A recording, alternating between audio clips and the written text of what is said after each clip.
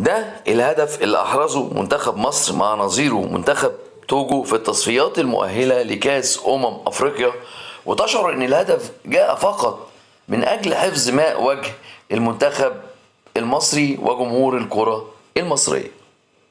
اهلا وسهلا بحضراتكم. والنهارده جاي اتكلم على الكابتن حسام البدري المدير الفني لمنتخب مصر لكره القدم. مش بسبب المباراه السيئه اللي احنا شاهدناها امبارح او المستوى الفقير فنيا اللي احنا كلنا شفناه، او ان الكابتن حسام البدري ما كانش ليه اي دور طوال المباراه غير انه بيتفرج على المباراه زيه زينا بالظبط. الفرق الوحيد اللي بيننا وبينه ان هو كان بيشاهدها من داخل الملعب، وده كان شيء متوقع على الاقل بالنسبه لي. قبل ما اكمل كلامي، اللي مش مشترك في القناه يتفضل يشترك ويفعل الجرس، ولو عجبك الفيديو دوس لايك. من 4 شهور نزلت فيديو بعنوان مافيا اختيار المديرين الفنيين المصريين، وقلت فيه ان الكابتن حسام البدري وقت ترشيحه لا يصلح لمنصب المدير الفني لمنتخب مصر. والمفاضله كانت بيني وبين الكابتن حسام حسن. طبعا لازم لما يجيب لك حسام البدري ما يجيبش اسم كبير جنبه، لازم يجيب اسم متساوي مع كابتن حسام البدري. يعني حسام حسن من حسام البدري مش فارقه كتير. انا ليا سؤال عند الساده المسؤولين اللي هم مسؤولين عن ترشيح المدير الفني لمنتخب مصر: ايه هو المعيار الاساسي اللي عند حضرتك اللي بترشح بيه او بتختار المدير الفني لمنتخب مصر؟ هل هو حب وكره؟ هل هو لون التيشيرت؟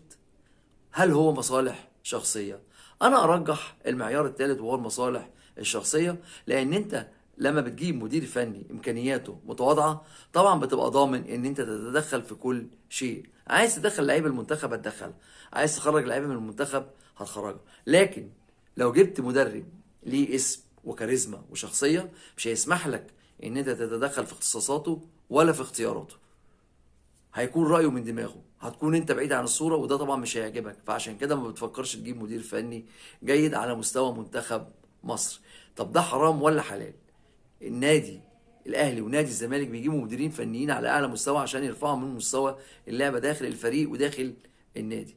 ومن باب اولى ان انا كاتحاد كورة ان انا اجيب مدير فني للمنتخب اعلى من المدير الفني للنادي الاهلي ونادي الزمالك، بحيث ان المدير الفني للمنتخب اللي انا هجيبه ده يتعلم منه جميع مديرين الفنيين الانديه اللي موجوده عندي، يبقى عندي مدير فني على اعلى مستوى. هو ده اللي المفروض مطلوب من الساده المسؤولين عن اختيارات المدير الفني لمنتخب مصر، رحمه بجماهير كره القدم اللي هي بصراحه دمها اتحرق من تكشيره الكابتن حسام البدري، لان هو ما عندوش غيرها غير انه يكشر ويكرمش وشه للناس ويكرمش وشه للعيبه، وما عندوش امكانيات. ولا واحد بيعمل اول تغيير في الدقيقه 82 وفرقته مضغوطه وغالب 1-0 ومحتاج مكسب اكتر من 1-0، مستني منه ايه؟ تغيير بيعمله تغيير مركز بمركز.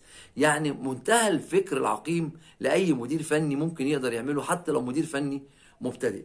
منتخب مصر ما يستاهلش منكم كده. منتخب مصر يستاهل من حضراتكم ان انتوا تختاروا مدير فني على اعلى مستوى يستفيد منه جميع المديرين الفنيين اللي موجودين في الفرق داخل الدوري المصري. انا بتكلم كلام عام ونفسي حد يجاوبنا على السؤال ده: لمصلحة مين الاصرار على حسام البدري ان هو يكون المدير الفني لمنتخب مصر؟ هل هو محطوط عشان لعيبة معينة ما تتشالش من المنتخب او ما تخرجش من المنتخب؟ اذا كان هو ده السبب، ده يبقى موضوع تاني خالص، ويبقى سكة تانية خالص، وتبقى سياسة تانية خالص، ويبقى عليه العوض في منتخب مصر وفي كرة القدم المصرية.